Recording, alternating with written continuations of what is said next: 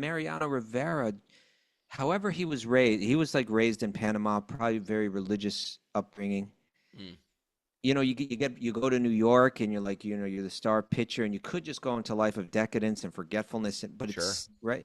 But it seems like he really had this grounding in faith, and he applied it, even in a similar way. Where I can show this pitch to anyone, but unless they're blessed by God, they're not going to be able to throw it like I throw it. And if they are blessed by God, they'll find something else to throw just as good, And so, Right. sure, I'll teach it to them. There's something to that, and it's good for bhakti because there's a principle of surrender where you're just like, ultimately, I'm in God's hands. Write that down. Pitching is good for bhakti. Thank you. No, not the pitching. It was this accepting of fate, right? The world may be, everything may be going my way, or everything may be going against me. I accept it, and I'm not going to spend my life complaining, whining, fearing, struggling. I can accept. Om Namo Bhagavate Vasudevaya. Om Namo Bhagavate Vasudevaya. Om Namo Bhagavate Vasudevaya.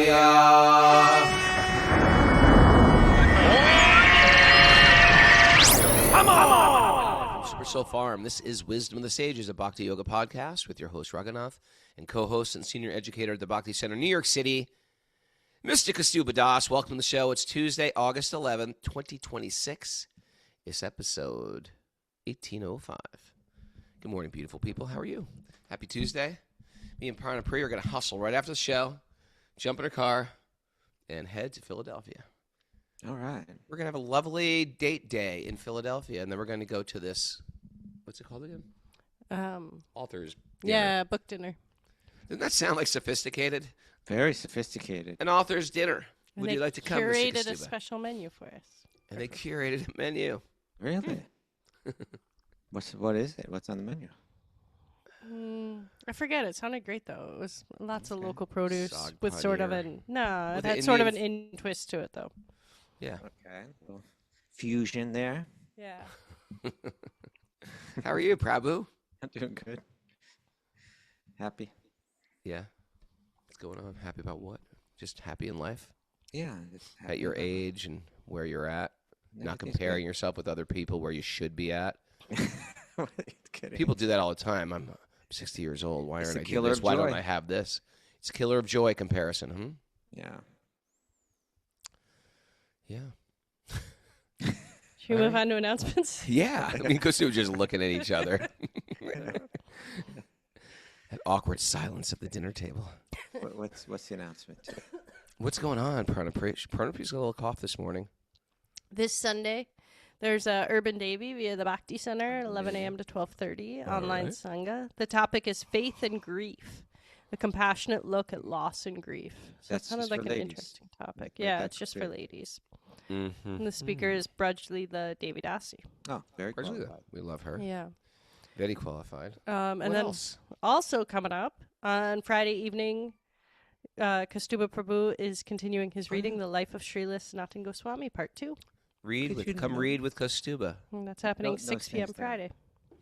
Yeah, It's so you been- could go to the Sage Community platform and find the link for that. Join live. Yeah. So go to wisdomofthesages.com and join the community platform for info. And then next Wednesday, Raghunath's doing a program up in Burlington at the Bhakti House on Wednesday, August 19th. Boom, the Bhakti House in Burlington, You're Kaustubha. moving around here. I'm Philly. moving a little bit more than I want to, but I do like all Want these to go places there. I'm going to. I love the Bhakti House. That's the Bright Lights place. Maybe she should have an author's dinner up there for you. Yeah, she should have an author's Yeah. dinner. Well, it will be. There'll be You just dinner. not gonna There'll be an call. author. I'm going to be there anyway. I always bring a box of books wherever I go. Just call it an You look author's like dinner. an We're going to author probably now. eat. You know, you Call go it in an there author's with, dinner. yeah, you bring your glasses and you got your beard and everything. I look like an author, right? Yeah. Yeah. Okay. All right, and I'm going to Jersey for Long Beach Island and Tom's River, Yoga del Sol. Looking forward to it. It's all on my website, raghunath.yoga. All right, my friend, let's get into the nugget. All right. All right, Priya. This comes from New York Times Sunday Magazine article about Mariano Rivera. Now, maybe we should give a little context for this. What is the context of what is Mariano Rivera, for those who don't know, he kind of like, certain people rise to the very top of their field, right? You with me, Raghunath? I see you're gone. You're gone already. Just as soon as I started talking, all the banter was done. And the moment I started talking, I you were switched gone. the channel right to ESPN. Chat board.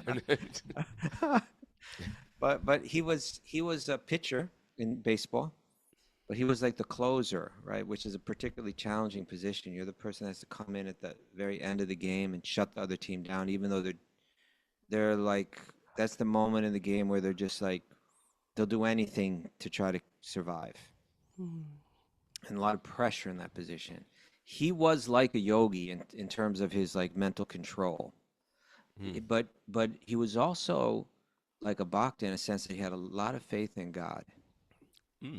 And so what this is about is most pitchers, they have to have like several pitches in their arsenal, Right. because Screwball, fastball, curve, knuckleball, curve, knuckle. fast. Yeah, because the idea is the pitcher, the batter needs to be confused. They don't know what's coming. That makes it much more difficult if they don't know what's coming. Slider. Nice, Raghunath. Well, the pitch, but the thing about Mariano Rivera was, although he can be considered the greatest pitcher of all time, he only threw one pitch. Everybody knew what was coming. It was called the cutter. I never heard of that. It was just. I thought I knew all the pitches. It was slider, knuckleball, curveball, screwball. Cutter, and it just the velocity and the movement of the pitch made it very difficult to hit, and so even the people knew that it was coming, they still couldn't hit it. So this is what Pranapriya is about to read is from the New York Times Sunday Magazine, where the writer is saying that he had heard that Mariano Rivera was very open to teaching that pitch, how to throw it to anyone, even people on other teams. Which would you be like, well, why would he do that? Then if they're able to throw it, they can use it against his team. That's the context of this. Okay, so he says, Rivera will show absolutely anyone, including rivals, exactly how he throws the cutter. When I asked him why he was so unguarded, Rivera said, "It's a blessing from the Lord. When he gives you something, it's yours." It took me a moment to realize that he wasn't saying that he had an obligation to share the blessing, but rather that no one without the blessing was going to throw his cutter. God had doled out his favors parsimoniously.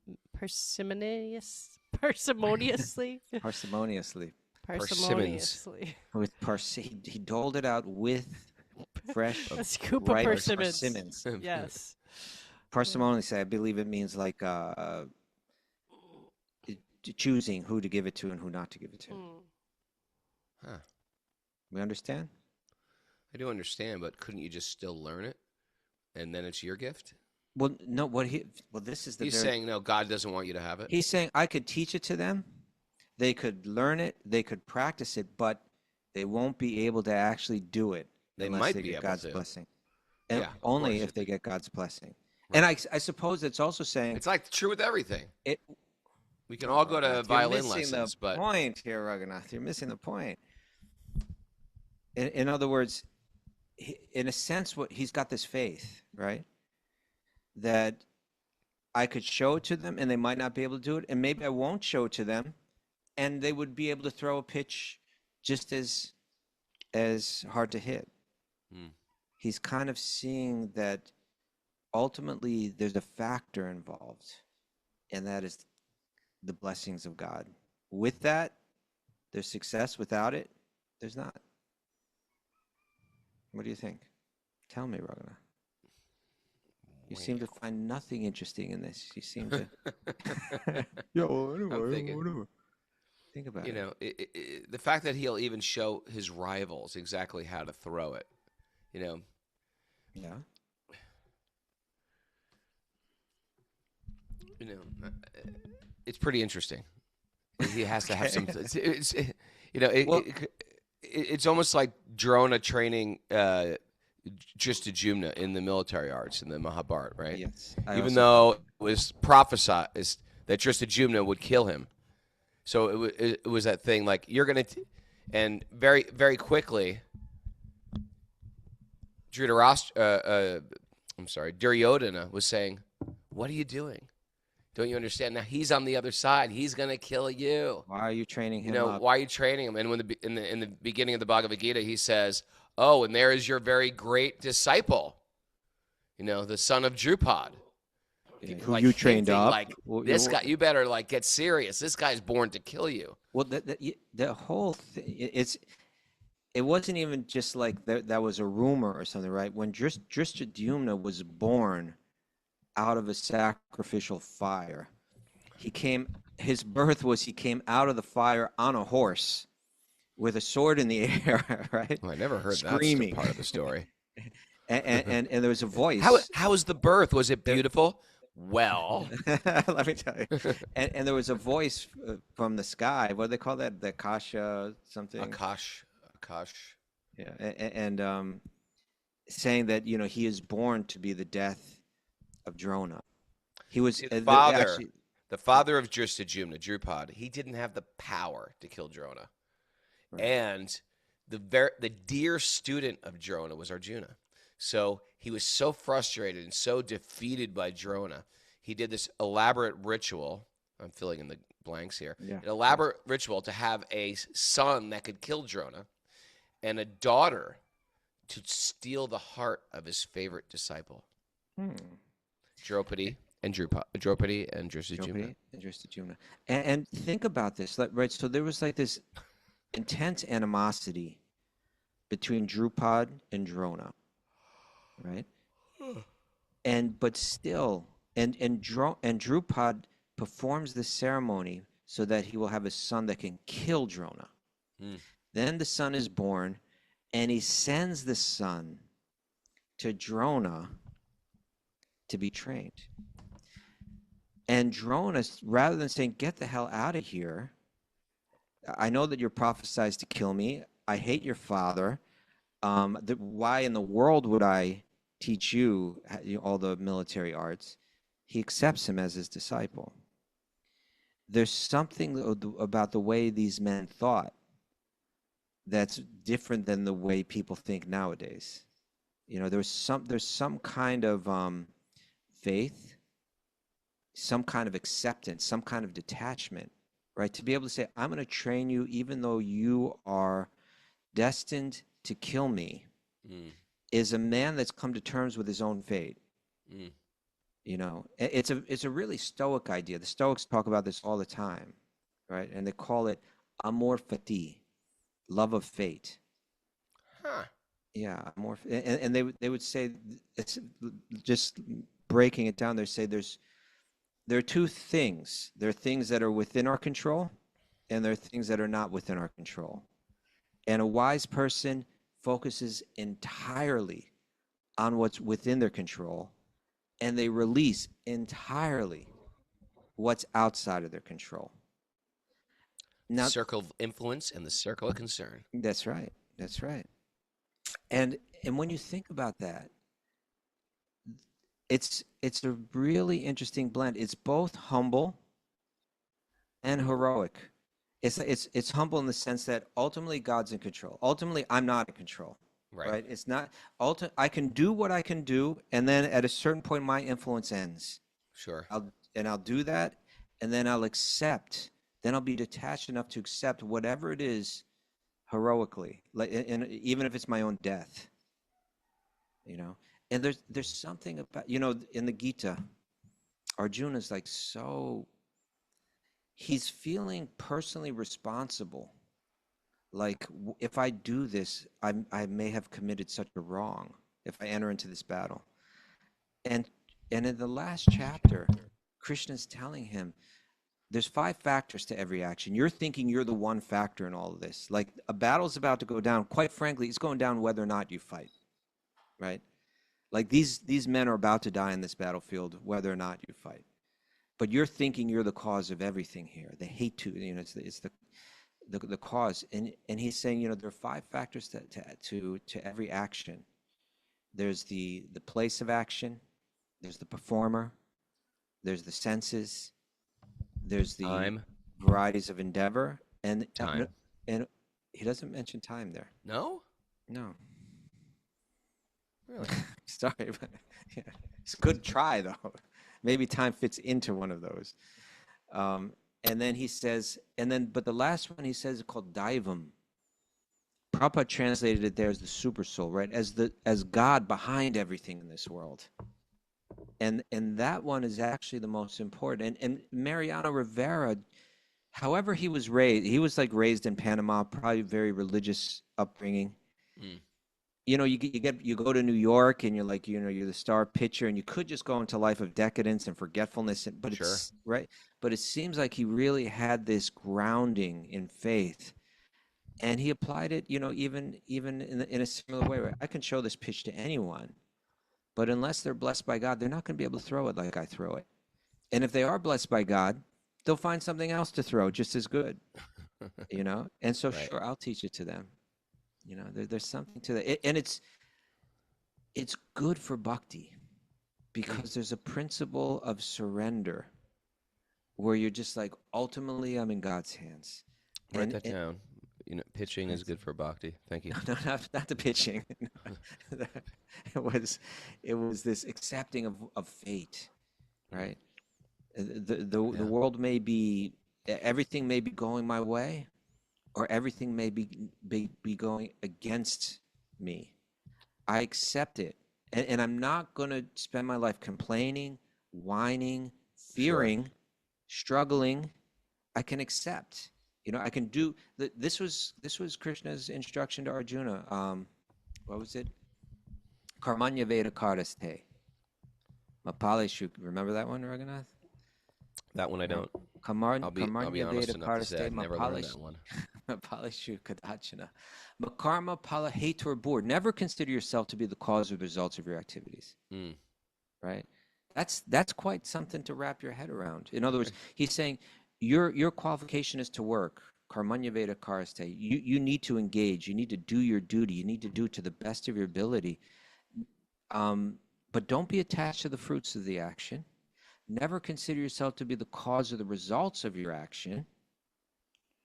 And never be attached to not doing your duty either. Mm. It's a very Stoic idea, right? And it's good for jnana. The self-help people say it's good for karma. Like, with that mentality, you'll be successful in the world. You won't waste time worrying, and it's good for jnana because it's detached, and it's the only way you can find peace. Because if you haven't accepted your fate, you're always in fear. And it's good for bhakti because it kind of opens up the space where it's just like, Krishna, I'm yours. Right? Yes. I'm all about yours. I recognize that I'm not in this world to shift things for my own pleasure or even my own peace. That ultimately I belong to you, and that's ultimately all I care about. So let me serve in whatever way I can. Let me do it to the best of my ability.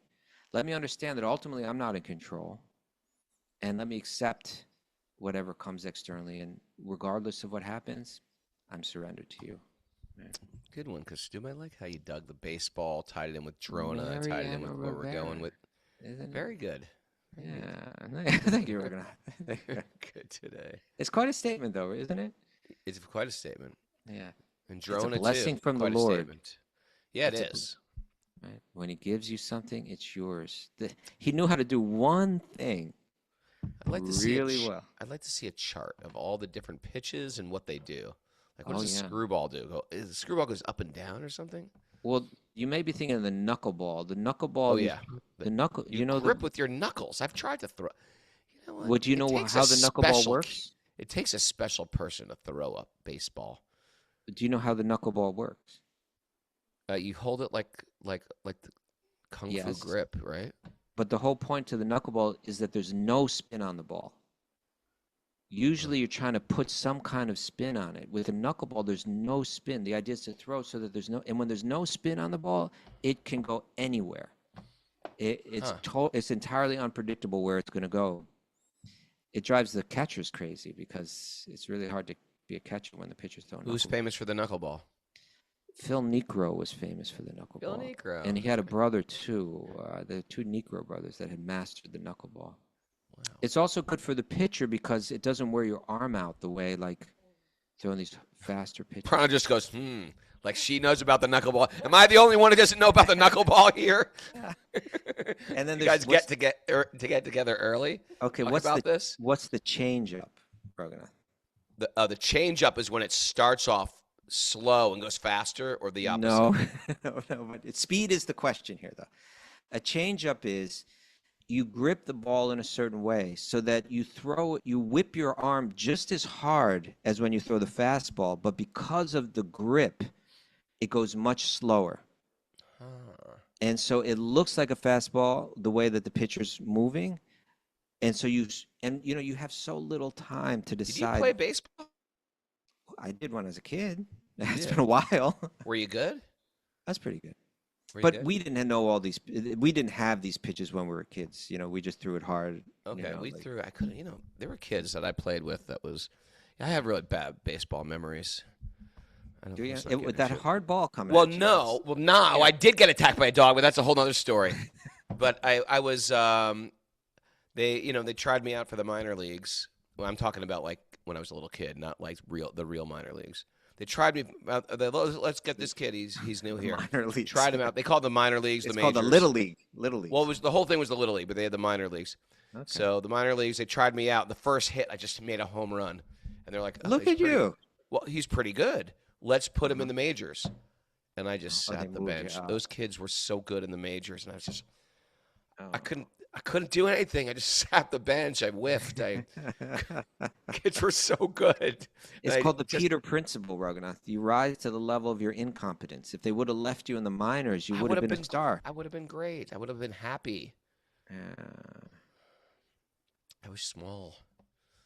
Look at Shakti Devidasi. She's here there's Phil Necro, and then there's Joe Necro. Oh, she's good. She's watching there, Long Island. Yeah, but they say if you train little kids to throw these pitches too young, it ruins their arm. How did you know this stuff? I watched baseball a lot. Common knowledge. There was no internet back then. Right now, I'd like ChatGPT tell me every type of pitch and what they do. If I was a kid now, I would know all that stuff. The way that kids could do it is actually wiffle ball, right? Because it has those holes in it, and you can throw the wiffle ball in all kind of crazy ways and get a lot of movement. Yeah, I played wiffle ball. I didn't know about that. All right, anyway. Yeah. Let's move on here. I missed out on a lot. But there's going to be if we read quickly enough through this pastime, there's going to be some very interesting instructions about fate and detachment, not about wiffle ball. Europeans listening on Zoom are like, what the hell is wiffle ball? What is this baseball game, period? It's a wiffle ball. You're not missing anything, people. Okay. Text 9. Oh, you got to chat them up. Yeah. I heard yesterday, India they're the lowest when it comes to Olympic athletes. Archery is their thing. Their thing is cricket. Cricket, and there's this other Indian game. It's a cross. It's almost like rugby. Game? It's something like Kajabi. Is cricket in the Olympics? Cricket's not in the Olympics. That's the problem. I'm saying for Olympic games, it's archery and marksmanship. I think those are where they compete. I don't think they're good. The girl, some girl got some archery medal. Oh, Kadabi, that might be it. Kadabi. Kabdi, Kabdi. I used to tell everybody what Kabdi is on the message board, please. Kabaddi. It's like a wrestling meets and it's big. When it went big, it was like a village game. And then when it went big, they started the major league of it. It just blew up. They should do kite flying, although the Chinese would probably win that one. They should try. What is that dunda thing where you knock the little piece of wood up in the air and you hit it with a stick? Yeah. You know, in Vrindavan, the Yeah, kids yeah. would do Boop, clack. that. Okay. All right. Let's just get Narayanam. into this. Narayanam namaskritya naram chaiva narotamam devim saraswatim vyasam tato jayam mudirayat. Before we start in the Srimad Bhagavatam, which is our very means of conquest, one should offer respectful obeisances to the Supreme Lord Narayan. Unto Narayan Rishi, the supremmost human being, unto Mother Saraswati, the goddess of learning, and to Srila Vyasadeva, the author. Nasta prayeshu bhajeshu nityam bhagavat sevaya bhagavati uttamasloke bhaktir bhavati naistiki. By regular attendance in classes in the Bhagavatam and by rendering service to the pure devotees, all that is troublesome to the heart will become eradicated, and loving service to the Supreme Lord, who is praised with transcendental songs, will be established as an irrevocable fact. Om Jnana Timarandasya Jnananjana Salakaya Chakshurunmadatam Yena Tasmai Shri Gurave Namaha. I was born in the darkness of ignorance. My teachers are opening my eyes with the torchlight of knowledge. I offer my obeisances at their lotus feet. Reading from the Srimad Bhagavatam, Canto 10, Chapter 36, Text 9. The bull demon has arrived. The bull demon has arrived, and he's big. He's no scary. ordinary bull. Thus provoked, Arista, the bull demon, pawed the ground with one of his hooves, and then, with the clouds hovering over his upraised tail, furiously charged little Krishna. Uh-oh.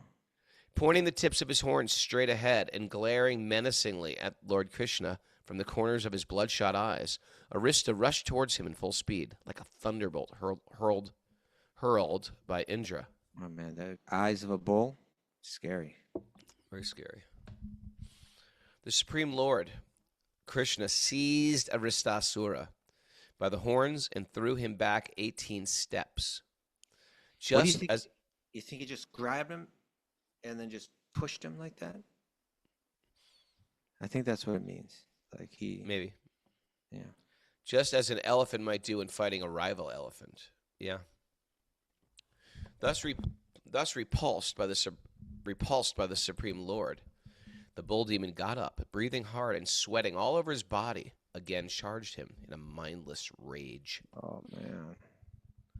As Arista attacked, Lord Krishna seized him by the horns and knocked him to the ground with his foot. The Lord then became a disadvantage in this way. What's that? The horns became a disadvantage in this way. Normally, those horns, great for fight. But Krishna just seemed to, he wants to get him by the horns. Yeah. As Arista attacked, Lord Krishna seized him by the horns, knocked him to the ground with his foot.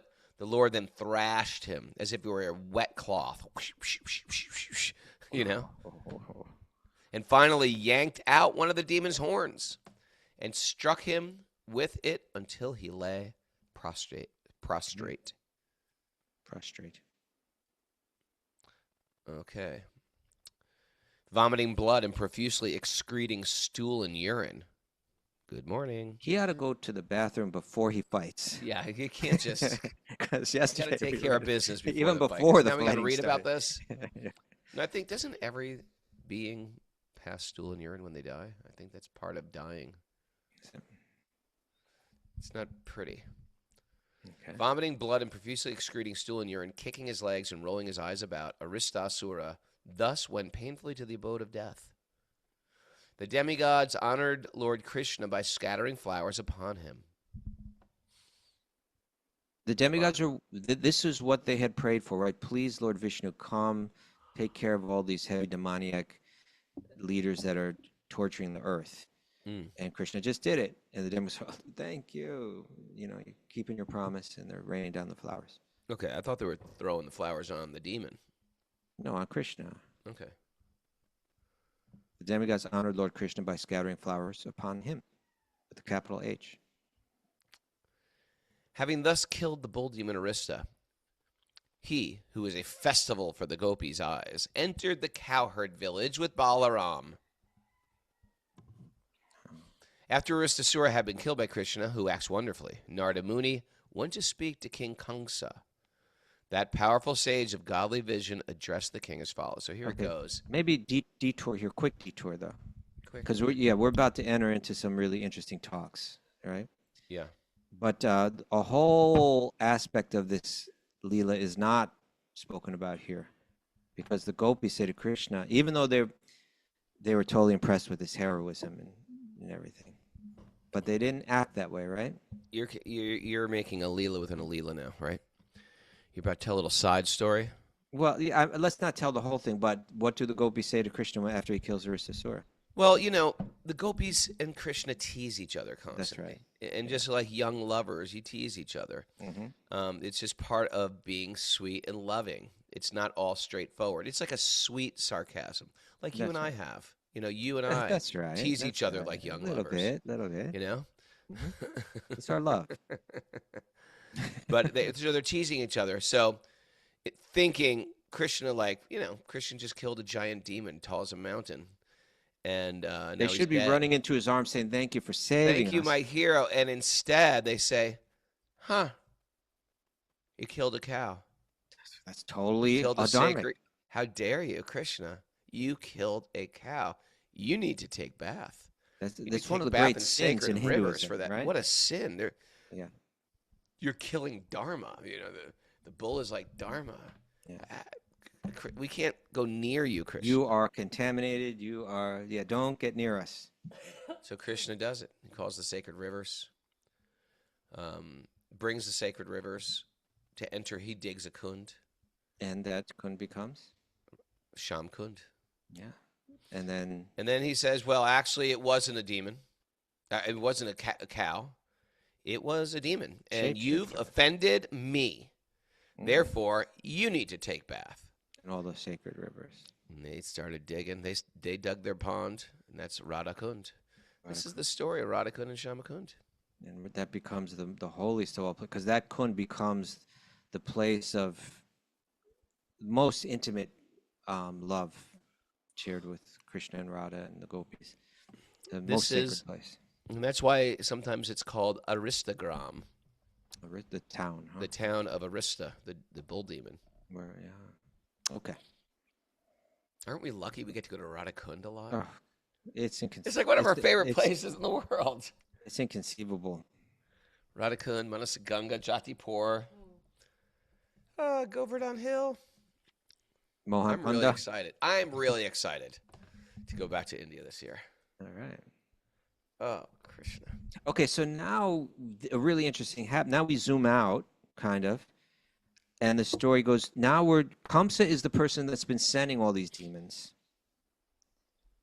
And now Narada is like this sage that just I can go talk, I hang out with the demigods, I hang out with the demons, I can go talk to Kamsa.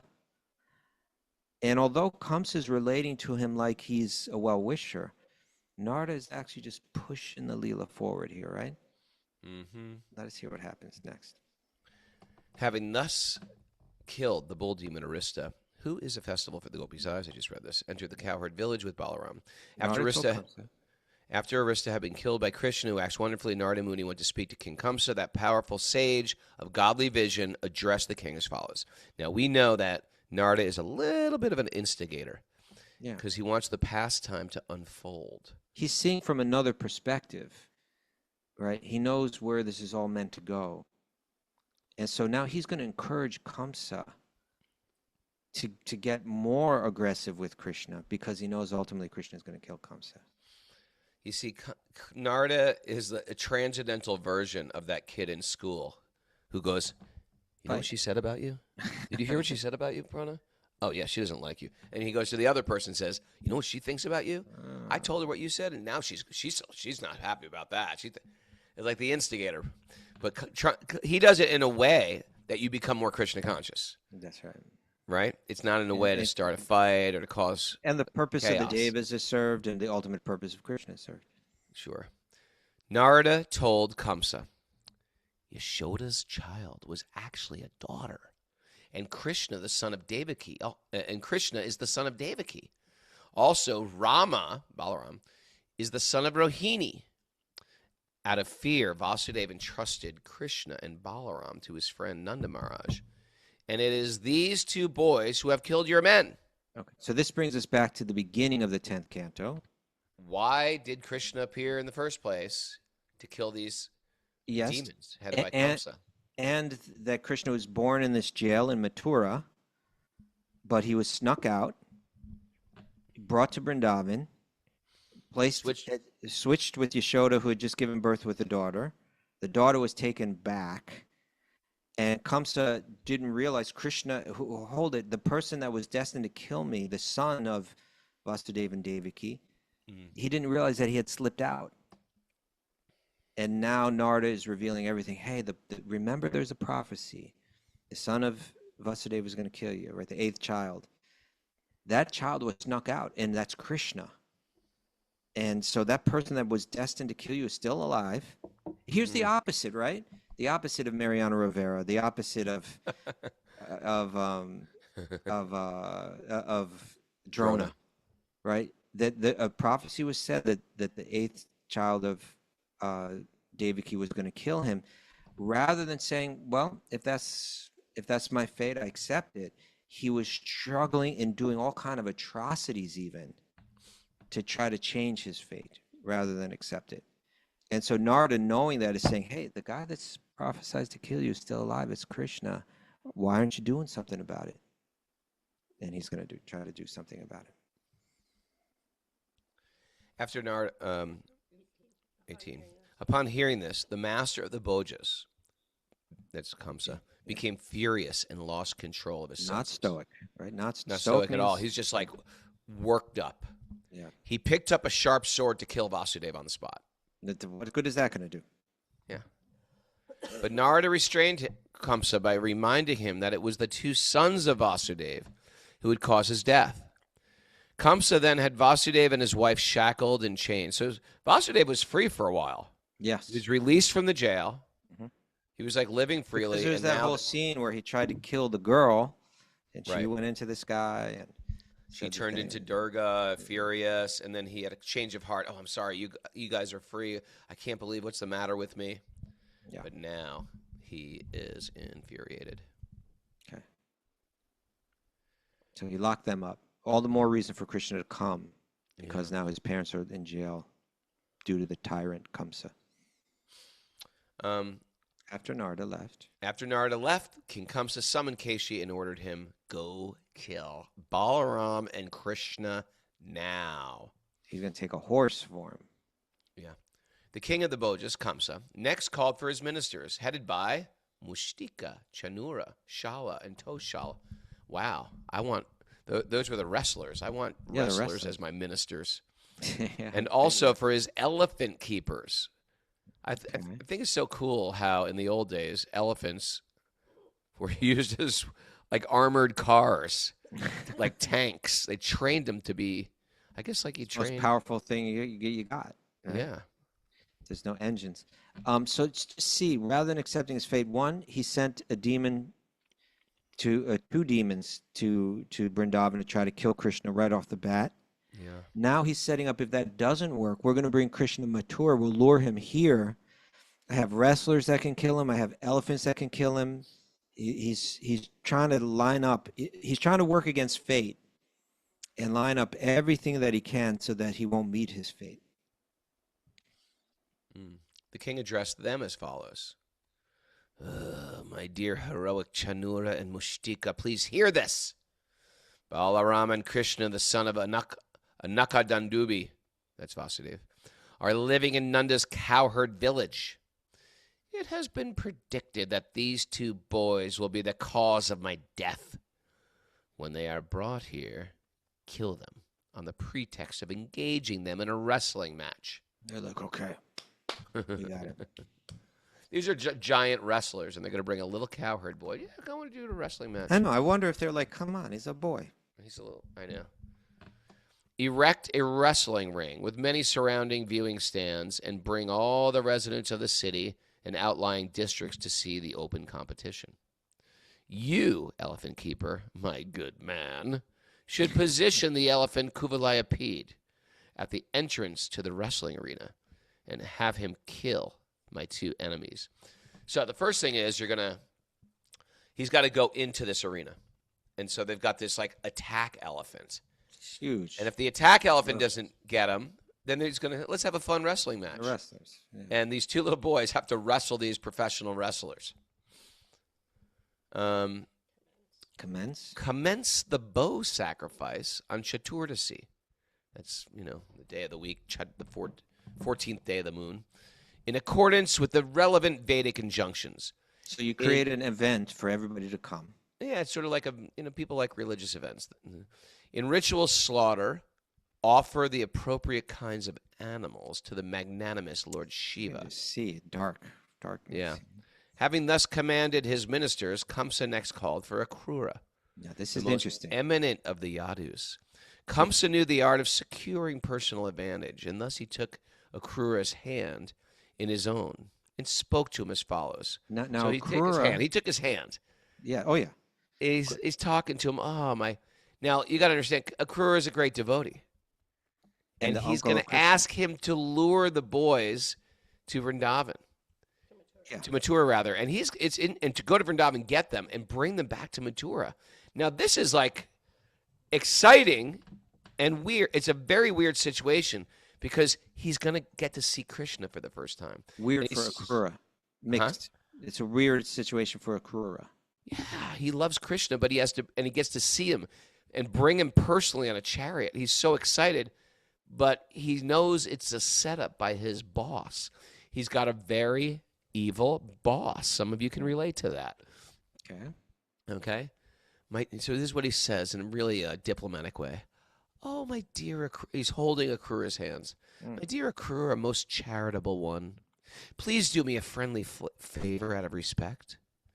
Among the Bhojas and the Vrishnis, there is no one else as kind to you as us. Like you owe us a favor. Mm-hmm. Gentle Akrura.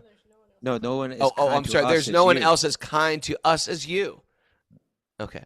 Gentle Akrura, you always carry out your duties soberly, and therefore I'm depending on you, just as powerful Indra took shelter of Lord Vishnu to achieve his goals.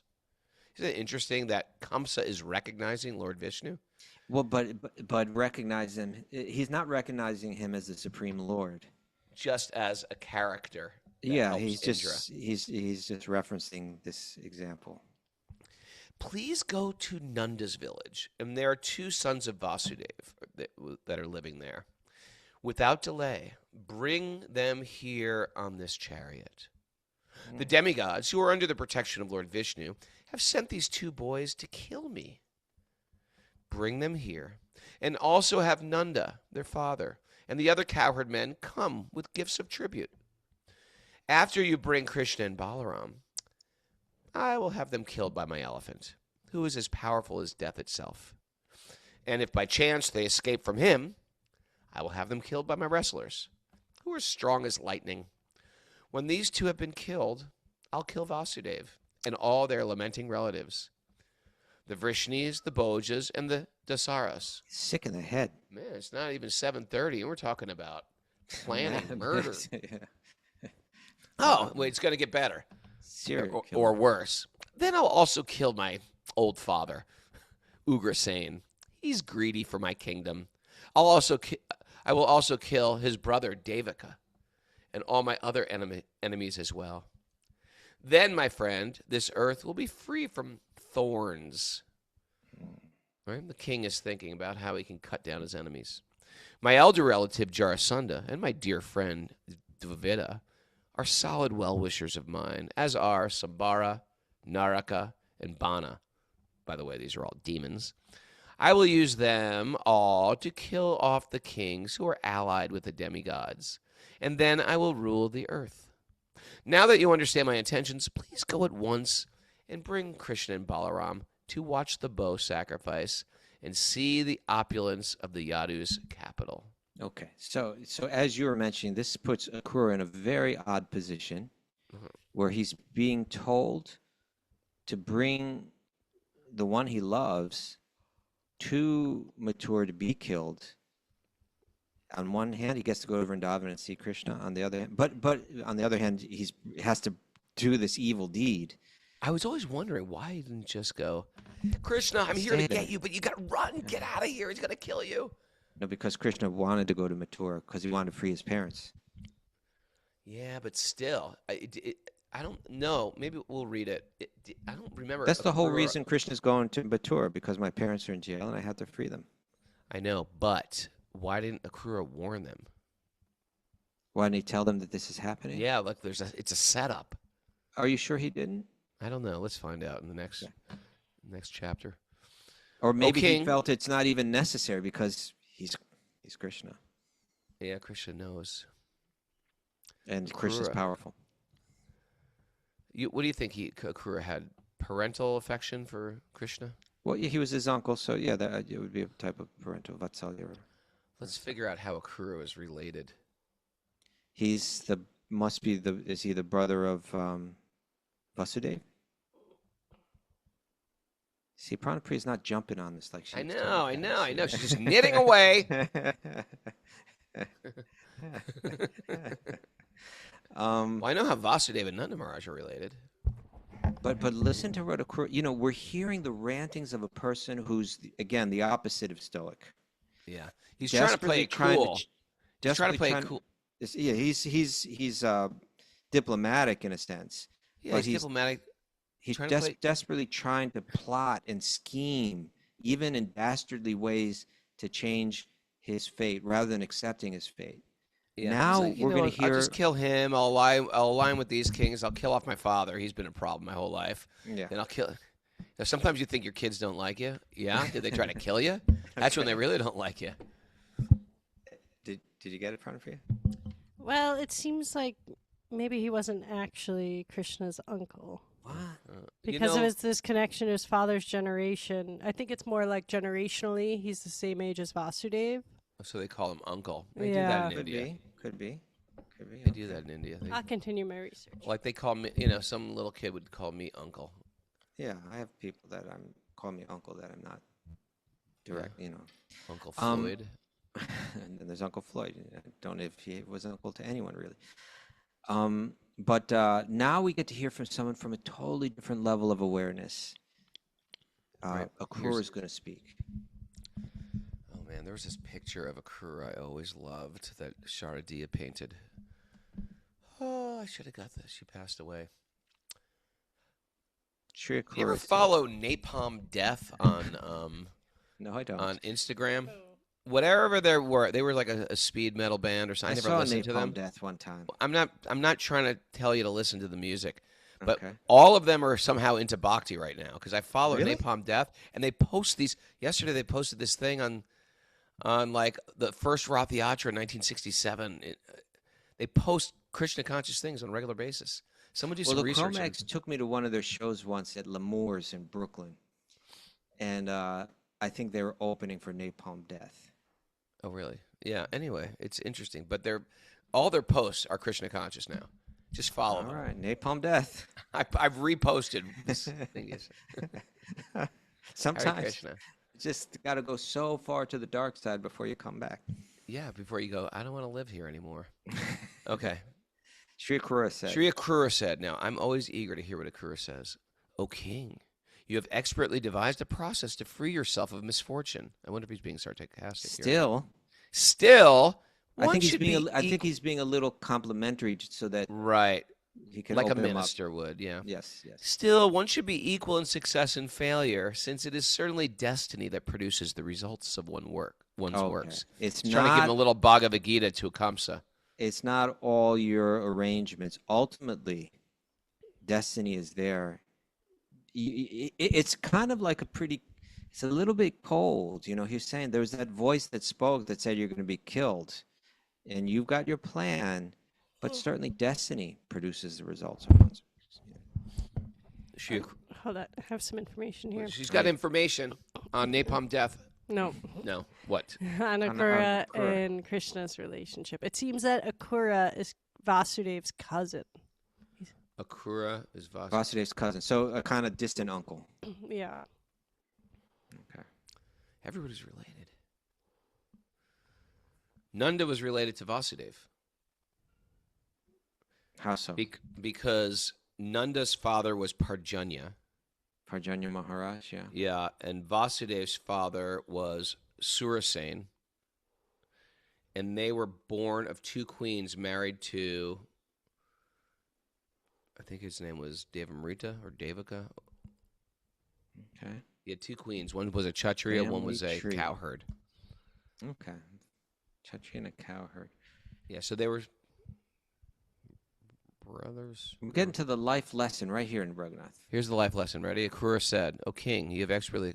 Okay.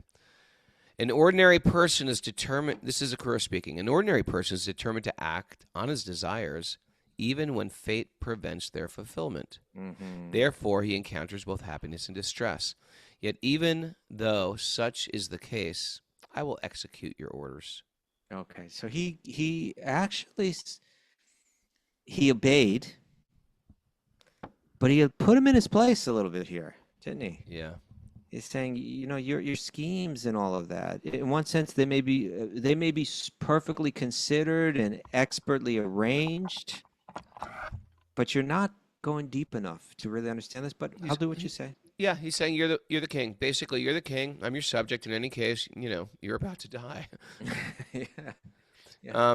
Sukadev Goswami said, having thus instructed Akrura, King Kamsa dismissed his minister and retired to his quarters, and Akrura returned home.